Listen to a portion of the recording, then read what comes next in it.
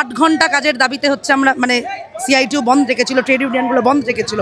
আমাদের স্পষ্ট কথা, লুটে খাচ্ছে যারা, তাদের বিরুদ্ধে খেটে খাওয়া মানুষের ধর্মঘট এটা। আর আমরা সেই খেটে খাওয়া মানুষদের সমর্থন করছি, কারণ তার বাড়ির ছেলে মেয়েগুলো আমাদের ক্যাম্পাসে পড়াশোনা করে, তাদের শিক্ষার অধিকার, সেই শিক্ষার অধিকার ফিরিয়ে দেওয়ার জন্যই ধর্মঘটকে আমরা সমর্থন করছি এবং সেই কারণে আমরা রাস্তায় নেমেছি। স্থায়ী কর্মসংস্থান, ন্যূনতম মজুরি এবং ব্যাংক, বিমা, এলআইসির যে রাষ্ট্রায়ত্ত সংস্থাগুলি আছে সেগুলোকে যে বেসরকারিকরণ করা হচ্ছে, এই আম্বানি আদানিদের পকেট করে দেওয়া হচ্ছে, তার বিরুদ্ধেও কিন্তু আজকে আমরা রাস্তায় আছি।